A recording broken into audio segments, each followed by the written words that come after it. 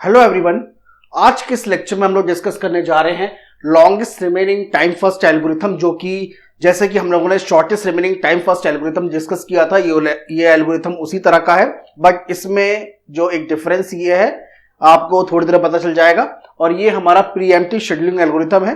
तो इस एल्गोरिथम को हम लोग जो है इस क्वेश्चन की हेल्प से समझने की कोशिश करेंगे। तो शेड्यूलिंग एल्गोरिथम की हम लोग काफी एल्गोरिथम्स डिस्कस कर चुके हैं। अगर आपने उन सेशंस को नहीं देखा है, please watch all this lectures. उनके जो लिंक्स है मैंने वीडियो के डिस्क्रिप्शन मेंशन कर दिए हैं, वो सारे लेक्चर्स आप उनको देख लीजिएगा। तो चलिए आज हम लोग इस लेक्चर को तरफ जाने से पहले मैं आपको बता देता हूं कि अगर अभी तक आपने इस यूट्यूब चैनल को सब्सक्राइब नहीं किया है, subscribe the YouTube channel and don't forget to like this lecture. तो आज हम लोग जो है longest remaining time first algorithm को डिस्कस करेंगे, जिसमें हम लोग जो है प्रीएम्प्टिव शेड्यूलिंग एल्गोरिथम को डिस्कस करेंगे आज। ओके, तो हमारे पास जो है एक न्यूमेरिकल है। तो जैसे कि नाम से पता चल रहा है कि जिस प्रोसेस का जो बर्स्ट टाइम जितना लेंथी है, जितना बड़ा है, यानी बर्स्ट टाइम जितना ज्यादा है, उस प्रोसेस को हम लोग जो है सीपीयू एलोकेट करेंगे। बट इसमें एक प्रॉब्लम ये आता है कि इसके अंदर स्विचिंग, कॉन्टेक्स्ट स्विचिंग जो है सबसे ज्यादा होती है, क्योंकि जब ये सपोज करिए 5 जो है ये आपने सीपीयू में अपने इसको डाल दिया। अब थोड़ी देर में इसका बर्स्ट टाइम आफ्टर 1 मिली सेकेंड कितना हो जाएगा? 4 हो जाएगा। दोनों में आपस में क्लैश हो जाएगा, तो कोई बात नहीं, डी को हम लोग रन करने देंगे। बट आफ्टर 1 मिली सेकेंड और तो जैसे ही 5 से 2 मिली सेकेंड स्पेंड होता है, ये 3 हो जाएगा। तो ये 3 हो जाएगा, तो जैसे ही 4 बचा है तो 4 को हम लोग पहले एग्जीक्यूट करेंगे। तो इसमें जो है कॉन्टेक्स्ट स्विचिंग सबसे ज्यादा होती है एज कंपेयर टू बाकी के जो शेड्यूलिंग एल्गोरिथम है। तो इस क्वेश्चन को समझने के लिए हम लोग क्या करते हैं, एक गैंट चार्ट प्रिपेयर करते हैं। इस गैंट चार्ट की हेल्प से जो आपको काफी समझ में आ जाएगा, और इसके अंदर जो कॉन्टेक्स्ट स्विचिंग जो है वो सबसे ज्यादा होगी। तो इसलिए गैंट चार्ट में थोड़ा सा लेंथी मुझे बनाना पड़ेगा ये। अब देखिए हम लोग जो है 0 टाइम पीरियड पे आते हैं, 0 मिली सेकेंड पर। तो कोई भी process right now CPU allocate नहीं है, तो वो जो प्रोसेस जो है वो सबसे पहले सीपीयू शेड्यूलिंग में जाएगी। तो यहां पर अगर देखा जाए 0 से लेकर अगले कितने सेकंड के लिए, तो आफ्टर 1 मिली सेकेंड जो है बी आ जाएगा, जिसका बर्स्ट टाइम जो 3 है ना, 3 है। तो उसको ही हम लोग एग्जीक्यूट करेंगे। तो अब हम लोग देखते हैं, तो यहां पर ए आ गया, तो ए जो है 0 से लेकर 1 तक रन करेगा। जैसे ही 1 मिली सेकेंड के बाद जो है बी की एंट्री होती है सिस्टम के अंदर। बी का बर्स्ट टाइम जो है 3 है, और यहां पर ए का बर्स्ट टाइम जो है कितना बचा है? 1 बचा है। तो इसे हम लोग रिप्लेस कर देंगे। इसलिए मैं लिख देता हूं क्योंकि ये हमें जरूरत पड़ेगी, क्योंकि काफी बार आपको जो लेटेस्ट वैल्यू है वो मुझे जरूरत पड़ेगी। तो इसलिए मैं आपको जो रिमेनिंग टाइम है वो लिखता जा रहा हूं। तो आफ्टर 1 मिली सेकेंड ए का जो रिमेनिंग टाइम है वो 1 है। अब जो है बी रन करेगा। बी कब तक रन करेगा? बी अगले 1 मिली सेकेंड तक रन करेगा। तो आफ्टर 1 मिली सेकेंड बी का जो बर्स्ट टाइम है 2 बचा है। अब आफ्टर 1 मिली सेकेंड सी रन करेगा। तो सी का जो बर्स्ट टाइम है वो भी कितने मिली सेकेंड तक काम करेगा? केवल 1 मिली सेकेंड तक करेगा। तो सी का जो बर्स्ट टाइम है अब हमारा 3 बचा है। अब डी आएगा। आफ्टर 3 मिली सेकेंड डी की एंट्री होती है। डी का जो बर्स्ट टाइम है 5 है, तो डेफिनेटली हम लोग जो सीपीयू एलोकेट कर देंगे डी को। अब ये कब तक रन करेगा? अब ये रन कब तक करेगा? आफ्टर 2 मिली सेकेंड। आफ्टर 2 मिली सेकेंड डी की वैल्यू 3 हो जाएगी। अब ये भी 3, ये भी 3।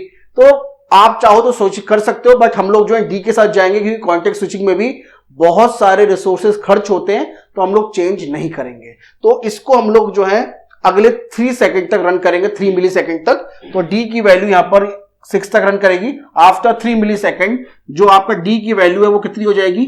वो हो जाएगी आपकी 2। डन है। अब सी की वैल्यू को देखते हैं। तो सी की वैल्यू जो है आपकी आफ्टर 1 मिली सेकेंड, जो क्योंकि 3 वैल्यू हो गई तो हम लोग सी को एलोकेट कर देंगे, क्योंकि सी का बर्स्ट टाइम सबसे ज्यादा है। अब ये कब तक रन करेगा? ये रन करेगा आफ्टर 1 मिली सेकेंड। 1 मिली सेकेंड के बाद सी की वैल्यू 2 हो जाएगी। ये भी 2, ये भी 2, ये भी 2। तो हम लोग उसको as it is run 1 second और 1 मिली सेकेंड और रन होने देंगे। तो इससे क्या होगा कि सी की वैल्यू जो है अगले 2 मिली सेकेंड तक रन करेगी। तो सी की वैल्यू कितनी हो जाएगी? सी की वैल्यू यहां पर हो जाएगी आपकी 1। डन है, क्लियर है। अब हम लोग जो है, अब आपके पास चॉइस है, आप चाहो तो बी के पास भी आ सकते हो और आप चाहो तो डी के पास आ सकते हो, तो आप किसी को भी रन कर सकते हो। तो हम लोग क्या करते हैं, हम लोग जो है बी को रन कराते हैं, आप चाहो तो डी को भी रन करा सकते हो। ओके, डन है। तो इसमें प्रायोरिटी, अगर इसमें प्रायोरिटी आ जाती तो और अच्छा होता, तो हमारे पास कोई चॉइस नहीं होती। तो हम लोग जो है इसको ऐसा करते हैं, बी को रन कराते हैं। तो बी को हम लोग क्या कब तक रन कराएंगे, बी को हम लोग अगले 1 मिली सेकेंड तक रन कराएंगे। तो बी की वैल्यू जो है यहां पर 1 रिमेनिंग है, यहां पर आ जाएगी। अब जो है हमारे पास डी को रन कराएंगे, इसे कब तक रन कराएंगे, इसको भी हम लोग जो है इसको कंप्लीट एग्जॉस्ट कर देंगे, क्योंकि यहां पे भी 1 बचेगा। तो आप चाहो तो किसी को भी दे सकते हैं, तो इसको हम लोग कंप्लीट रन करा देते हैं। तो यहां पे ये कंप्लीट हो जाएगा, तो यहां पे 0 बचेगा। अब आपके पास चॉइस है ए बी सी के साथ, तो हम लोग चाहे ए के पास जाएंगे।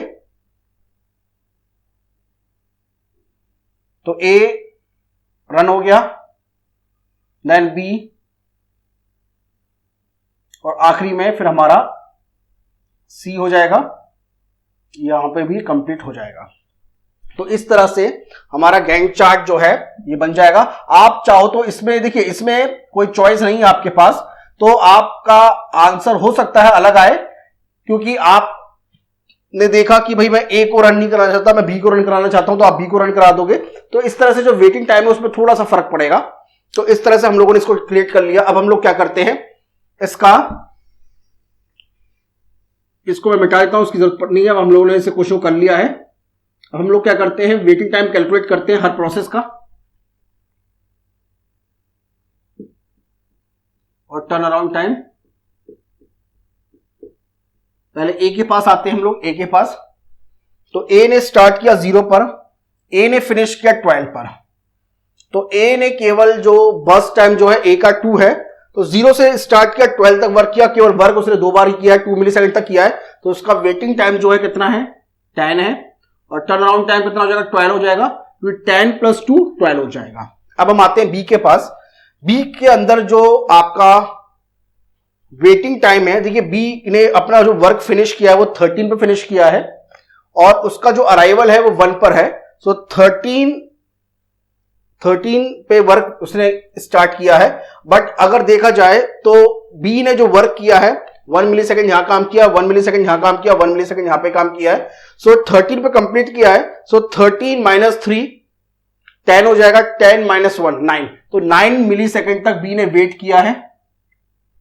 अब 9 + 3 कितना हो जाएगा, ये भी 12 हो जाएगा। तो 12 इसका टर्न अराउंड टाइम आ जाएगा। ओके, डन है। अब हम आते हैं सी के पास। सी ने जो वर्क फिनिश किया है 14 पे किया है, और उसका अराइवल टाइम जो है वो 2 है। तो पहले तो इस 14 में से इस 4 को माइनस करिए, बस टाइम को माइनस करिए, क्योंकि यहाँ पे उतने मिली सेकेंड तक वर्क किया है। सो 14 - 4 कितना हो जाएगा, 10 हो जाएगा। और 10 में भी 2 को माइनस करेंगे तो आपका 8 आ जाएगा। तो 8 आपका 8 मिली सेकेंड आपका वेटिंग टाइम है ना। 8 + 4 जो है आपका टर्न अराउंड टाइम आ जाएगा। तो 8 + 4 बस टाइम को ऐड करेंगे तो 12, ये भी 12 आ जाएगा। डन है। अब हम आते हैं डी के पास। डी का जो वर्क फिनिश हुआ है, डी का वर्क फिनिश हुआ 11 पर, और उसका जो अराइवल था वो 3 मिली सेकेंड के बाद था। तो डी ने जो वेट किया है वो वेट किया है 3 + 5 8, 11 - 8 कितना हो जाएगा, ये आ जाएगा आपका 3। यानी डी ने एंट्री मारी यहां पे, तो डी ने केवल आपके लिए यहां पर यहां से लेकर यहां तक ही आपका वेट किया है, बाकी जो है वो उसने वर्क कर रहा है। तो 3 + 5 कितना हो गया, 8 हो गया। तो ये आपका टर्न अराउंड टाइम आ जाएगा। तो देखिए आपके waiting time, turn around time भी अलग आ सकते हैं अगर आप इसके अंदर कुछ चेंजेस करेंगे अपने अकॉर्डिंग। तो अगर यहां पे प्रायोरिटी दी होती तो मैं केवल उसी प्रोसेस को प्रायोरिटी देता, तो आपका लॉन्गेस्ट रिमेनिंग टाइम फर्स्ट को प्रायोरिटी के साथ भी क्वेश्चन सॉल्व हो सकता है। अब हम लोग क्या करेंगे, वेटिंग टाइम को ऐड करेंगे। 10 + 9 19, 19 + 3 22, 22 + 8 30, ये 30 हो जाएगा। मैं फिर से ऐड करता हूं, 8 + 3 11, 11 + 9 20, 20 + 10 30। अब हम लोग इसको ऐड करते हैं, 12 12 36, 36 + 8 44, ये आपका इस तरह से आ जाएगा। अब हम लोग क्या करेंगे, average waiting time which is equals to 30 divided by 4, which is equals to 7.5 millisecond, और average turn around time is equals to 44 divided by 4, which is equals to 11 milli second. तो इस तरह से आपका जो आउटपुट है वो आ जाएगा। तो अब यहां पर अगर देखें 30 divide by 4 7.5 milli second, 44 divide by 4 11 milli second जो है, इस तरह का जो है ये कंप्लीट आपका आंसर आ गया। आपके आंसर वेरी कर सकते हैं, आप किसको पहले रन कराना चाहते हैं वो डिपेंड करेगा। तो इसके अंदर अगर मैं एक कॉलम के अंदर यहां पर प्रायोरिटी और लिख देता, चलिए इसको मैं मिटा देता हूं। वहां पे अगर मैं यहां पर इनकी प्रायोरिटी और लिख देता ना, तो मेरे लिए इस क्वेश्चन को सॉल्व करना और थोड़ा सा इजी हो जाता। तब हमारे पास कोई चॉइस नहीं होती, तब हम लोग इसी के अकॉर्डिंग काम करते हैं। तो प्रायोरिटी अगर आपको गिवन है ना, तो और भी अच्छा है, और भी अच्छा है। तो अगर अगर आपको इस तरह का क्वेश्चन और चाहिए जिसमें लॉन्गेस्ट रिमेनिंग टाइम में प्रायोरिटी गिवन है, तो उसके लिए आप मुझे कमेंट करके दिखाइएगा, बताइएगा। मैं उसमें आपका उसी तरह का एक लेक्चर और बनाऊंगा जिसमें longest remaining time first algorithm को मैंने प्रायोरिटी के साथ सॉल्व किया है। तो ये आपसे मैं पूछ रहा हूं, अगर आपको चाहिए आप मुझे बताइएगा, मैं डेफिनेटली उस लेक्चर को अपलोड करूंगा आप लोगों के लिए। ओके, तो ये तो था आज के लेक्चर के बारे में। तो मोर एंड लेस हमारे शेड्यूलिंग एल्गोरिथम हम लोगों ने कंप्लीट कर दिए हैं। अब हम लोग एक और नए टॉपिक के साथ जो है आपको क्वेश्चन सॉल्व कराएंगे, उस टॉपिक को लेंगे। और इन टॉपिक्स के रिलेटेड और भी आपको मल्टीपल चॉइस क्वेश्चन चाहिए तो आप मुझे कमेंट में लिख के बताइएगा। तो ये तो था आज के लेक्चर के बारे में। और अगर अभी तक आपने इस YouTube चैनल को सब्सक्राइब नहीं किया है, subscribe the channel and don't forget to like this lecture. तो मिलते हैं फिर नेक्स्ट लेक्चर में। Thank you.